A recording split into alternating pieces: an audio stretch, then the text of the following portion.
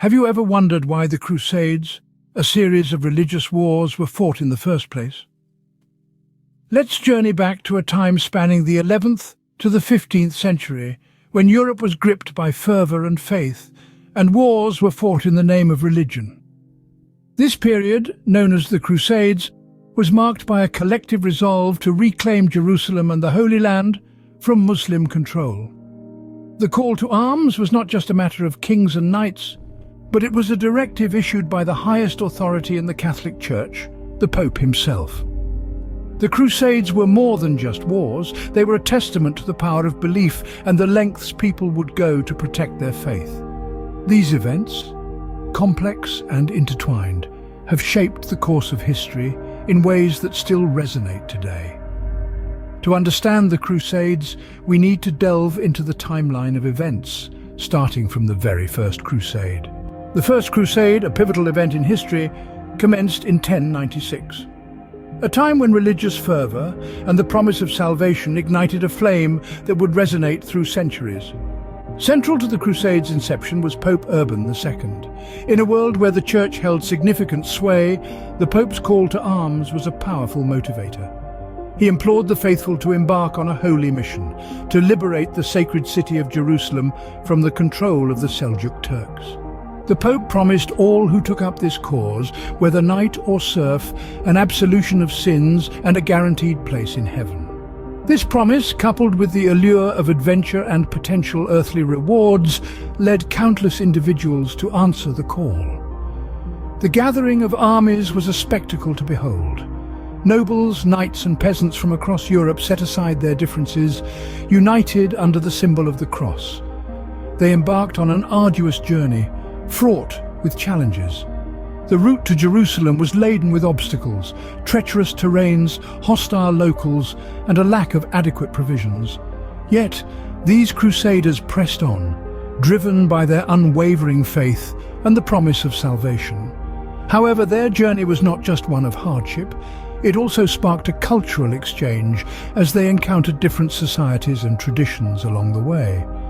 The Crusaders brought back with them not just tales of their journey, but also new ideas, technologies and goods that would influence European society. And finally, in 1099, after a grueling 3-year journey, the Crusaders achieved their goal. The city of Jerusalem, once a distant dream, was captured. This victory, however, was marred by the brutal massacre of the city's inhabitants, a dark chapter in the annals of the Crusades.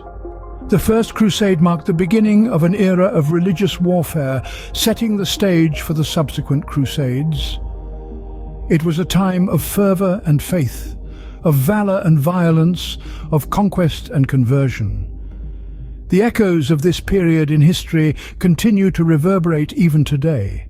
After the success of the First Crusade, a series of crusades followed, each with its own unique story. The Second Crusade, launched in 1145, was sparked by the fall of the Christian county of Edessa to the Muslims. This was a major blow, as Edessa was the first of the Crusader states to be established during the First Crusade. The Second Crusade, led by Kings Louis VII of France and Conrad III of Germany, unfortunately ended in failure, with the Crusaders unable to recapture Edessa.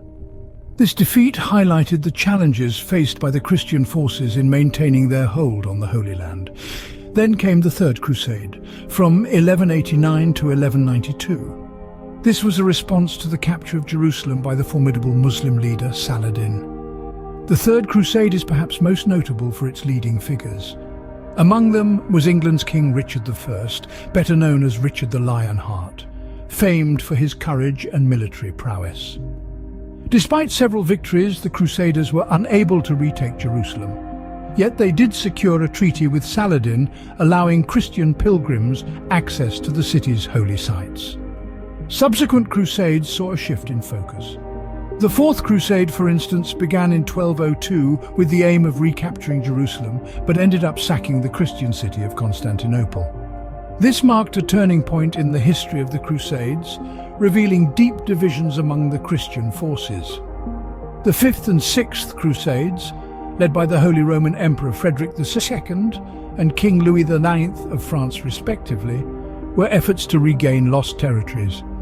However, these campaigns failed to achieve their main objectives, further underlining the waning influence of the Crusaders in the Middle East.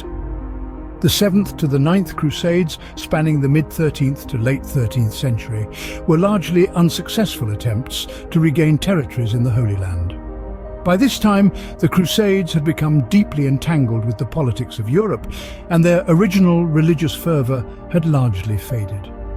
Through all these campaigns, from the 2nd to the 9th Crusade, we see a changing dynamic. The initial unity and purpose that marked the First Crusade gradually gave way to division and political manoeuvring. Famous figures like Richard the Lionheart and Saladin emerged, and significant events such as the fall of Edessa and the capture of Jerusalem shaped the course of history. The later Crusades, despite their varying levels of success and failure, had a profound impact on the world. They altered the course of history, shaped the relationship between the Christian and Muslim worlds, and left an indelible mark on the cultures and societies they touched. Indeed, their echoes can still be heard today, reminding us of a time when faith, power and ambition intertwined in a complex dance across the stage of history. The Crusades, while primarily religious wars, had far-reaching effects beyond the battlefield. In the wake of these monumental conflicts, the world began to change in surprising ways.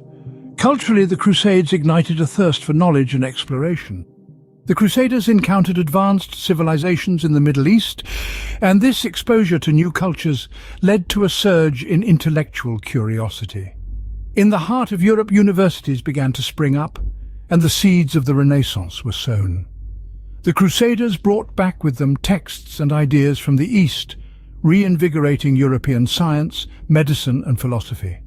The Crusades also had profound economic implications. Trade routes that had been dormant for centuries were revived, leading to a boom in commerce. Europe's economy shifted from one that was primarily agrarian to one that was increasingly commercial. The Crusaders' need for supplies and transportation led to the rise of powerful trading cities like Venice and Genoa. These cities became centers of wealth and power, their influence reaching far beyond their city walls. Politically, the Crusades were a catalyst for change as well. The power of the papacy was significantly strengthened, as it was the Pope who called for the Crusades and who commanded the loyalty of the crusading knights. The Crusades also led to the rise of new political powers. The Knights Templar, for instance, started as a small group of monks sworn to protect pilgrims traveling to the Holy Land.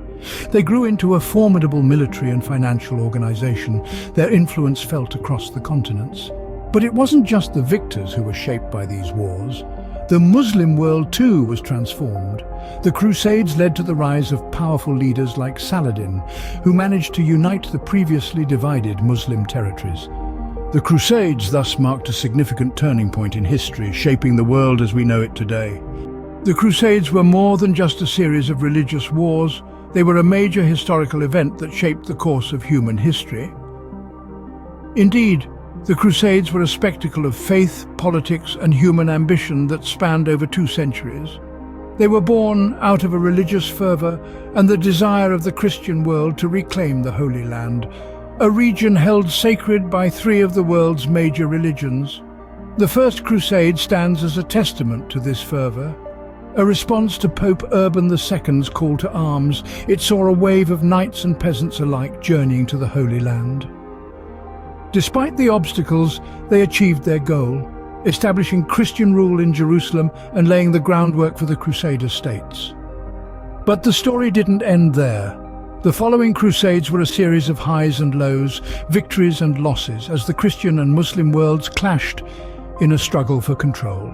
The Third Crusade, often romanticized by tales of Richard the Lionheart and Saladin, demonstrated the complexities of the era, where political intrigue, personal ambition and religious devotion intermingled. Yet the Crusades were not merely about battles and conquests. They profoundly impacted both the Christian and Muslim worlds.